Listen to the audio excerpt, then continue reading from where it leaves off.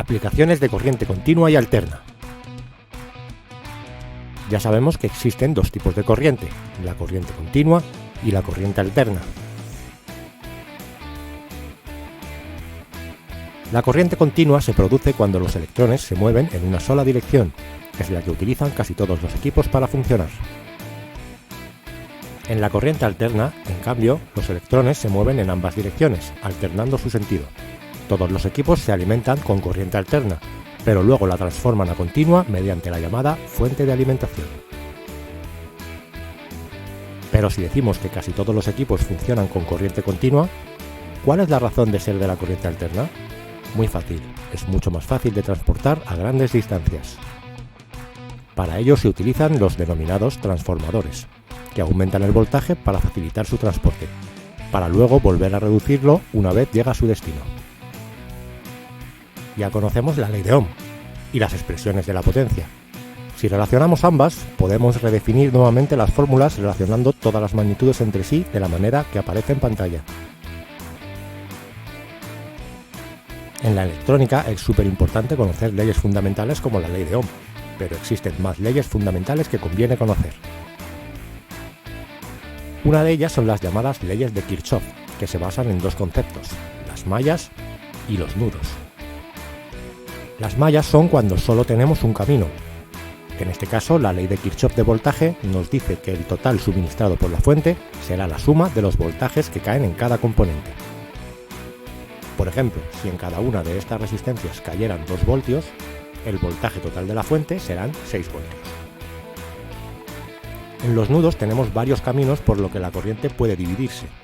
En este caso, las leyes de Kirchhoff dicen que la suma de las intensidades que pasen por todos los componentes será la intensidad total suministrada por la fuente.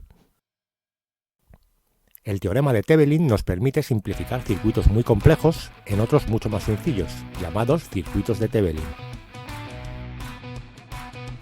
De esta manera, si quisiésemos saber qué intensidad pasa por R5, sustituiríamos el resto por su circuito equivalente Tevelin, que es un generador y una resistencia, a la que le añadiríamos la resistencia de carga R5.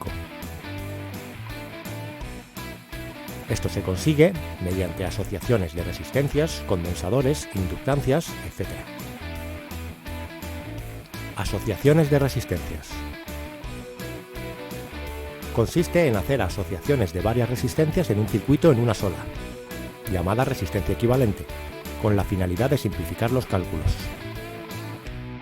Hay dos maneras de asociarlas, en serie y en paralelo. La asociación en serie es cuando solamente hay un camino por donde la corriente puede circular.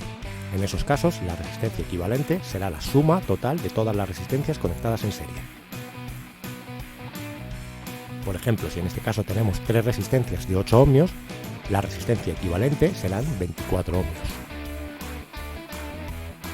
Sin embargo, hablaremos de resistencias en paralelo cuando tengamos varios caminos por donde la corriente se pueda dividir, dando lugar a corrientes diferentes en cada una de las resistencias. En este caso, calcular la resistencia equivalente se complica un poco más, ya que la inversa de la resistencia equivalente es igual a la suma de las inversas de todas las resistencias en paralelo. O lo que es lo mismo, la inversa de la suma de la inversa de todas las resistencias. En el trabajo de instalaciones de sistemas de audio, durante el encodesinado de altavoces y cajas acústicas, usaremos habitualmente asociaciones serie-paralelo. De esta forma, trataremos los altavoces como si de resistencia se tratara a efectos de cálculo. Muchas gracias, nos vemos en el siguiente vídeo.